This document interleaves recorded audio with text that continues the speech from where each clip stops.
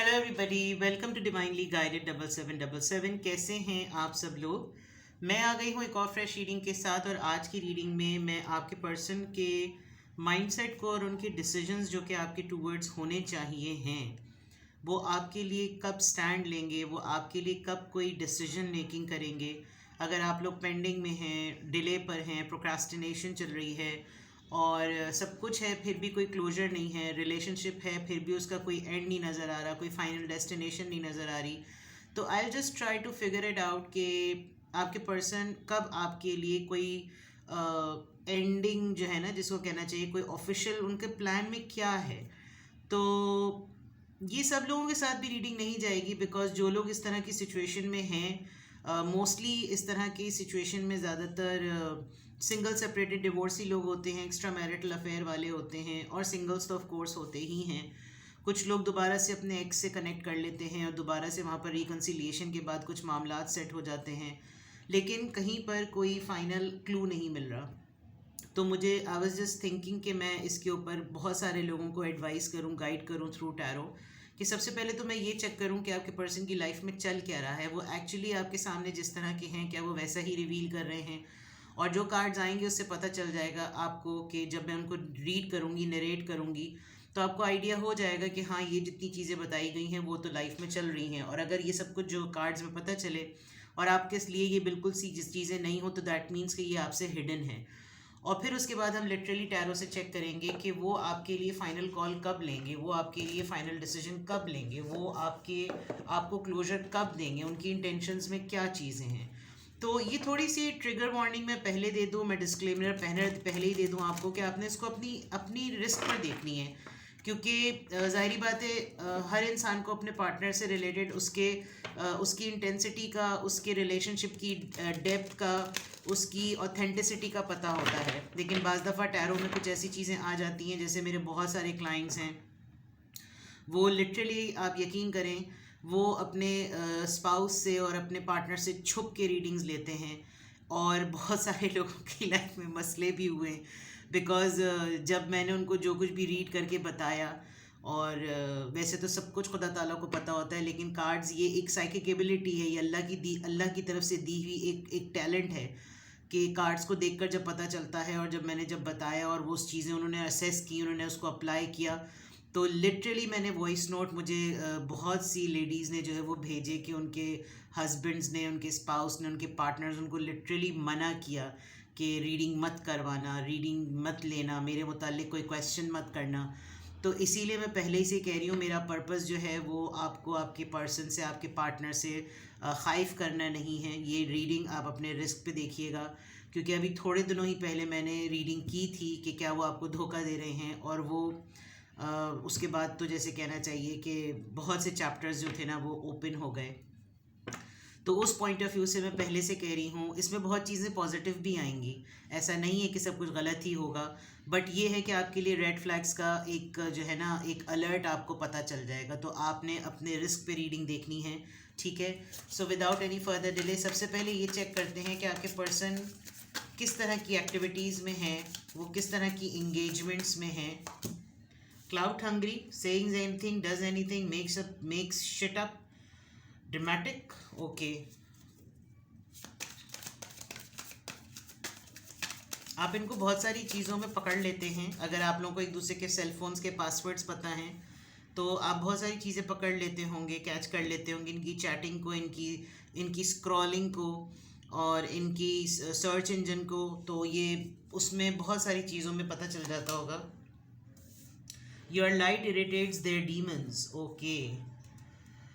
आप बहुत ज़्यादा रिलीजियस हैं, और आपके ऊपर इनकी कोई अगर बदनीयती है ना, वो इनको ट्रिगर करती है। फॉर एग्ज़ाम्पल, अगर ये आपके ऊपर कोई गलत इंटेंशन रखते हैं, फॉर एग्ज़ाम्पल सब कुछ अभी कुछ ऑफिशियल नहीं हुआ, लेकिन आपसे इंटीमेसी के पॉइंट ऑफ व्यू से कुछ डिमांड करें तो नहीं कर पाते होंगे, रिलेशनशिप की आड़ में आपके ऊपर हावी नहीं हो पाते होंगे कि मैं तुमसे ज़्यादा इम्पॉर्टेंट हूँ और ये चीज़ें तुम्हें मुझसे ज़्यादा इम्पॉर्टेंट लगती हैं, इस तरह की बातें। और आपका जो अक़ीदा, यानी आपकी जो लाइट है, लाइट से मुराद वही कि जो आपके अंदर की रोशनी है, आपके अंदर की जो सोल है, वो इनके डीमंस को जो ना इरिटेट करती है, यानी कि ये इस तरह के नहीं होंगे, ये इतने प्योर शफाफ नहीं होंगे, और आप प्रोटेक्टेड होते हैं। अगर मैं बहुत आसानी लफ्ज़ में कहूँ तो आप हर नेगेटिव अटेम्प्ट से इनके बच जाते हैं।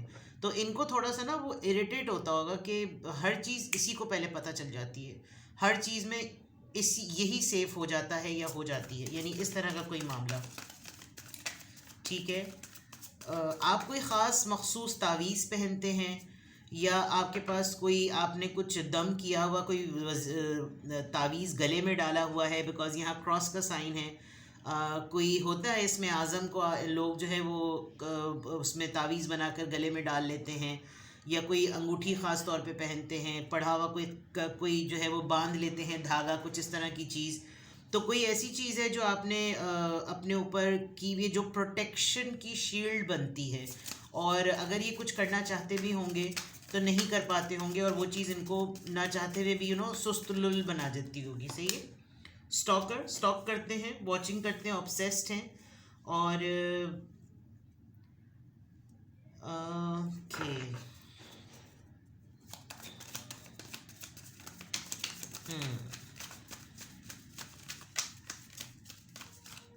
आप दोनों ही वैसे मुझे wants you back.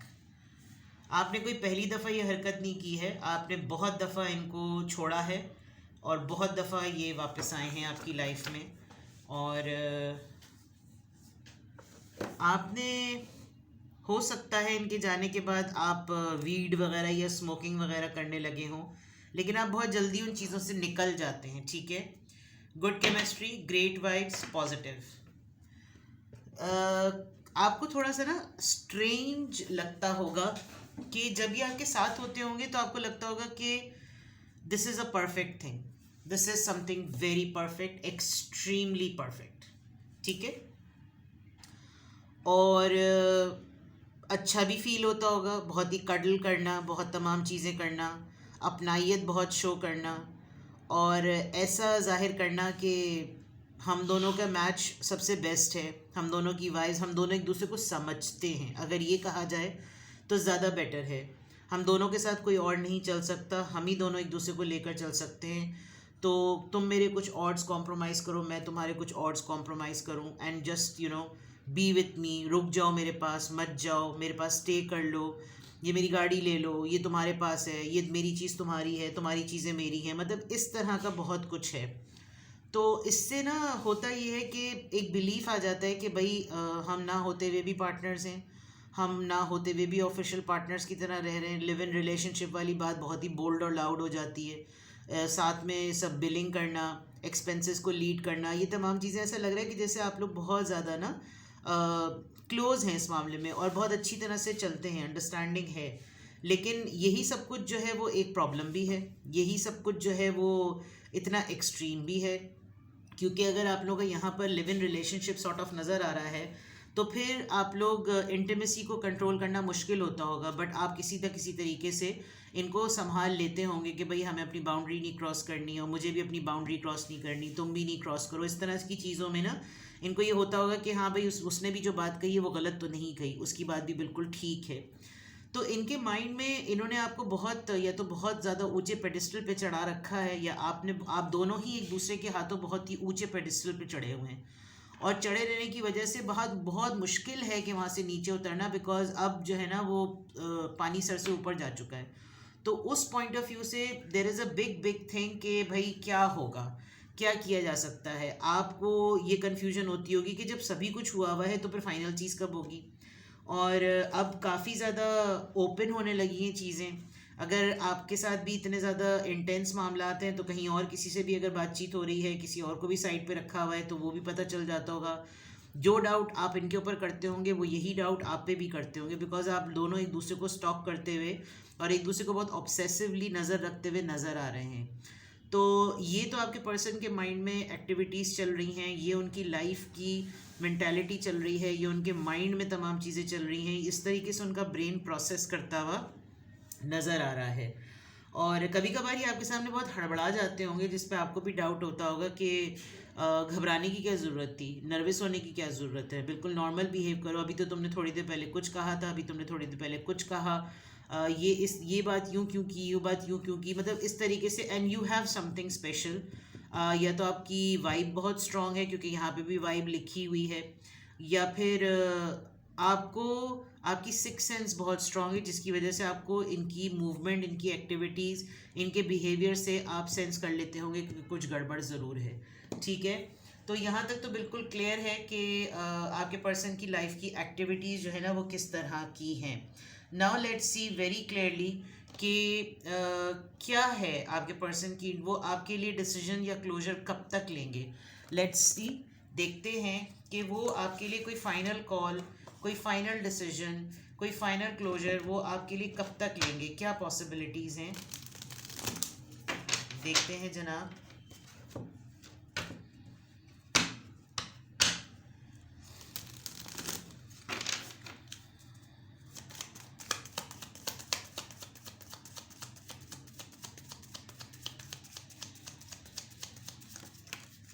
Alright, 9 of Wands, Aries, Leo, Sagittarius.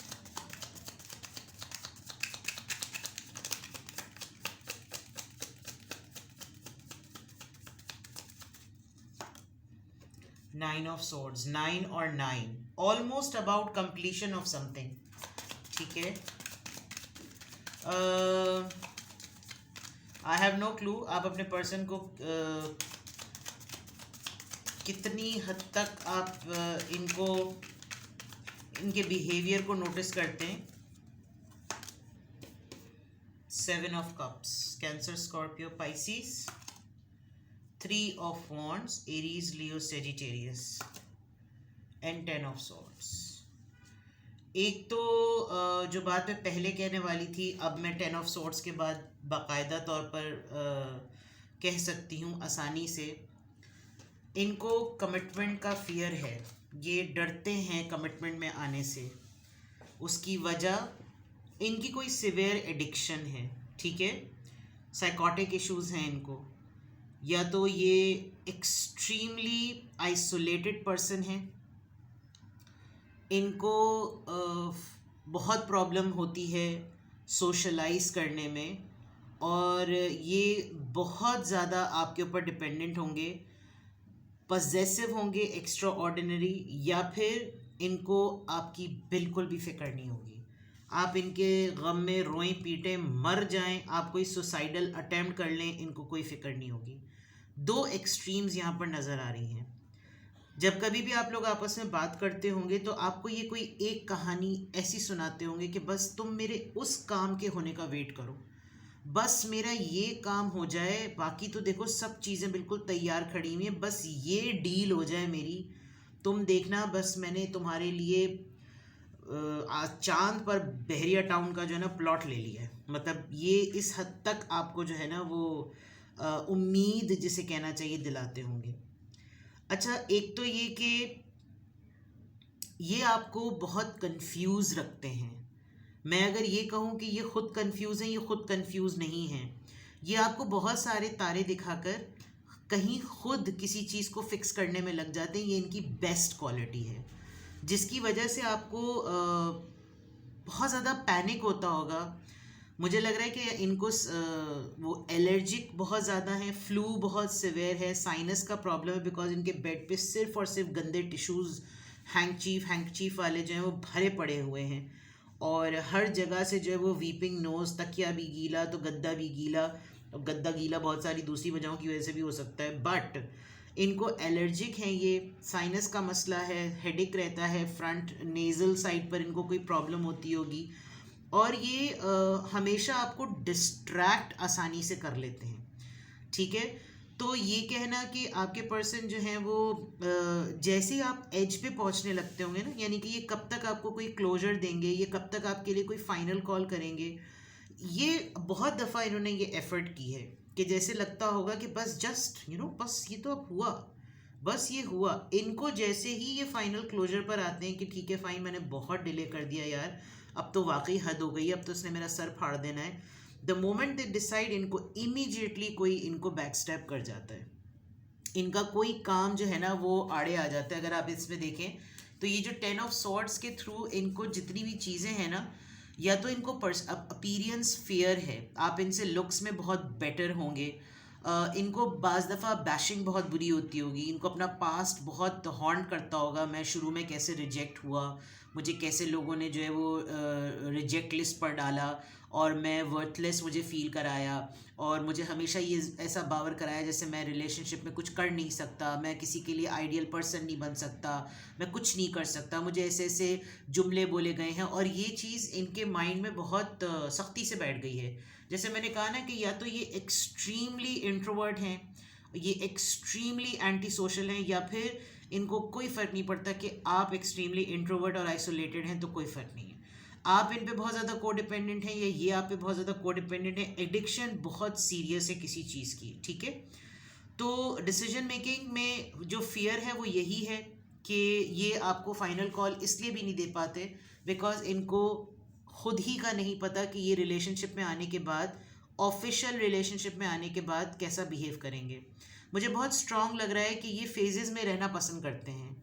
बस पूरे 24 घंटों में से 1 घंटा अच्छी तरह रहो, फिर डिस्टेंस पे आ जाओ, पास मत रहना, दूर रहो, कल बात करेंगे, अब मुझे अपना काम करने दो, अब तुम अपना काम करो, मुझे अब। यानी अगर आप लोग एक छत के नीचे भी हैं या अलग अलग भी रहते हैं तो फ़ोन पर, मीटिंग्स पर इनको इनको ये इनकी आदत होगी कि बस ज़्यादा चिप्पू च्युइंगम बनने की ज़रूरत नहीं है। ये आपकी आदत है, ये आपके पर्सन की आदत है। बहुत अच्छा 1 घंटे का क्वालिटी टाइम गुजार कर अब मैं तुमको नहीं जानता, तुम मुझको नहीं जानती, ये वाला मामला होता होगा। और ये आपको क्यों नहीं फाइनल क्लोजर अब तक दे पा रहे, क्योंकि इनको रिलेशनशिप में आने के फियर्स हैं। 10 ऑफ सॉर्ड्स से साफ लग रहा है शुरू में हो सकता है कि जो सबसे पहले जेन्युइनली इनको किसी की तरफ इनका इंटरेस्ट डेवलप हुआ होगा और इन्होंने बड़ी इनोसेंस के साथ वहाँ पर अपने आप को प्रेजेंट किया होगा, तो इनको बॉडी शेमिंग भी हुई होगी, इनकी नेचर पर, इनकी अपीरियंस पर, इनके कलर पर, इनकी काट पर, इनके लुक्स पर बहुत किसी ने ह्यूमिलिएट किया होगा, जिसकी वजह से अब जब कभी भी ये कहीं पर सेटल होने वाले होते हैं, कोई रिश्ता, जैसे आपके साथ इनका रिलेशनशिप फिक्स होने वाला है, होता है ऐसे लोगों के अंदर जब उनके अंदर इन्फ्योरिटी कॉम्प्लेक्स हो जाता है और फिर कहीं उनको ऐसा इंसान मिलता है जो उनको तमाम उन ऑड्स के साथ एक्सेप्ट करता है, तो फिर वो उसके ऊपर इतने क्लिंगी हो जाते हैं और उसको फिर वो छोड़ते नहीं हैं। लेकिन उनको खुद की अपनी ज़्यादा इनसिक्योरिटी होती है कि we can not be the best partner for him और हर। ये बिल्कुल क्लियर नज़र आ रहा है इन कार्ड्स में कि इनके पर्सनालिटी इश्यूज़ हैं। आप देखिए सारे कार्ड्स में हर पर्सन अकेला है, उसके साथ कोई नहीं है और वो अकेले बहुत सारे मुहाज़ों पे डटा हुआ है, बस मेरी ये चीज़ हो जाए, बस ये कर लेना है। And then with the 9 of swords बाज़ दफ़ा देखिए 7 ऑफ कप्स क्या होता है, जब आप ओवरवेलम होते हैं, जब आपके पास कितने सारे इसके पास आइसक्रीम के फ्लेवर्स हैं, उसके बावजूद वो नीचे वालों को भी नहीं देख रही, ऊपर वालों को भी नहीं देख रही और उसके माइंड में कुछ और चल रहा है, तो that means lack of decision making. And then उससे पहले 9 ऑफ सोर्ड्स और फिर 3 ऑफ वॉन्ड्स। यानी 3 ऑफ वॉन्ड्स वो कार्ड होता है कि मैंने डिले किया, एकदम से मेरा फैसला करने का दिल चाह रहा है। और यहाँ पर आप देखिए एंजाइटी, स्ट्रेस, पैनिक होना और पोस्ट स्ट्रेस ट्रॉमास वाली बात भी कहूँ तो मैं गलत नहीं होगी यहाँ पर, ठीक है, क्योंकि आपके पर्सन की रीडिंग स्टार्ट हो रही है क्लाउड हंग्री से। ये ऐसे ही लोग होते हैं जो कि बोलते कुछ हैं करते कुछ हैं, आपको इनकी एक लाइन में ना चीज़ नज़र नहीं आएगी, ठीक है। तो आपके पर्सन आपको कब तक क्लोजर देंगे, there is a lot of work जो इनको अपने ऊपर करना है। अगर इनके फियर्स हैं और वो इनकी यूथ एज के डेवलप्ड फियर्स हैं तो फिर तो आप उनको फिक्स ही नहीं कर सकते। आप इनको एक मेच्योर एज में मिले हैं तो इनका डिप्रेशन, इनकी एनजाइटी, इनका एक ही पार्टनर पर काउंट करना, फिर उसी पर काउंट करके उसी पर रिलाई भी ना करना, ये एक बहुत डिफ़िकल्ट स्टेज है। तो मैं तो आपको यहाँ पर ये कहूँगी कि if you are going for such kind of a person, you need to assess his और हर मेंटल हेल्थ। क्योंकि अगर आपको एक पर्सन मेंटल तौर पर वो हेल्दी नहीं है तो आपका उसके साथ कंटिन्यू करना, बस अब आप समझ लीजिए आप अपने आप को किसी ऐसे मशीन के हवाले कर रहे हैं जो हर थोड़ी देर बाद आपके कनपटियों पर ना वो पागलों को ठीक करने के लिए, शॉक करने के लिए करंट नहीं देता, तो आपके साथ ये होगा। आई एम नॉट सेइंग कि आपका पर्सन बुरा है, लेकिन साइकोलॉजिकल इश्यूज जिनके साथ होते हैं ना, आप कुछ कर ही नहीं सकते उनका। वो मेडिकेशन लेने को अगर तैयार हों तो बहुत अच्छी बात है। अगर वो एंटी मेडिकेशन हो और अगर वो एंटी ड्रग्स हो तो फिर तो भैया हो गया काम। यहाँ पर ये दो चीज़ें बहुत हैवी हैं, जिसकी वजह से अगर आपको ये लग रहा है कि ये मुझे क्यों नहीं क्लोजर दे दे, बैकग्राउंड में स्टोरी ये है कि ये आपके लिए कब डिसीजन लेंगे, ये आपको कब क्लोजर देंगे। ये जैसे ही लेने लगेंगे इनको पास्ट ऑन करता है। ये जैसे ही कोई फैसला आपके लिए सोचेंगे इनको फ़ौरन ये याद आता है, नहीं अभी तो ये चॉइस भी है, नहीं अभी तो वो चॉइस भी है। तो things are critical. So for that sake I must tell you that you need to inquire. आपको इनको एक्सप्लोर करने की ज़रूरत है, बिकॉज अगर आप ऐसे रिलेशनशिप को हैंडल कर सकते हैं, अपनी मेंटल हेल्थ पे कॉम्प्रोमाइज़ कर सकते हैं, then you are very brave. But ये कुछ ही कुछ अरसे के जज्बात होते हैं। जब प्रैक्टिकल लाइफ, आपके प्रैक्टिकल ईयर स्टार्ट होंगे, जब आप प्रैक्टिकली आते हैं ज़िंदगी गुजारने पर बाकायदा तौर पर ऑफिशियल पार्टनर बनकर, तब आपके लिए हैंडल करना ऐसे लोगों को बहुत मुश्किल हो जाता है। तो आई विल एडवाइज़ यू कि आप जो है वो थोड़ा सा सब्र करें, और पर्सन को बहुत सारी सिचुएशंस में उसके सामने वो सिचुएशंस रख के उसका ओपिनियन लें, और कुछ प्रैक्टिकल सिचुएशंस में इन्वॉल्व करके उसका बिहेवियर चेक करें। Then you'll get an idea कि एक रैंडम किसी सूरत हाल को देखकर बिहेव करना और एक ऐसी सूरत हाल जो अपने ऊपर पड़ रही हो उस वक्त उसका बिहेवियर कैसा है। बिकॉज ये डीमंस वाली बात ना थोड़ी सी अलार्मिंग है। So I am not scaring you, but the fact is कि this is a nature of your person. ठीक है, ये आपके लिए बहुत ज़्यादा ऑब्सेस्ड हैं, और it will not be easy for you कि आप इनके चुंगल से निकल सकेंगे, क्योंकि ये आप पर रिलाई करते हैं। और जो वो मैंने थोड़ी देर टाइम स्पेंड करके बाकी घंटों के लिए दफ़ा हो जाओ वाली बात कही है ना, वो इनका बिहेवियर है रिलेशनशिप के टूवर्ड्स, इसीलिए इनको फियर है कमिटमेंट में आने का। ठीक है, तो अभी तो फ़िलहाल कोई क्लोजर की बात नहीं है, which is a good sign that you have ample time to explore your person.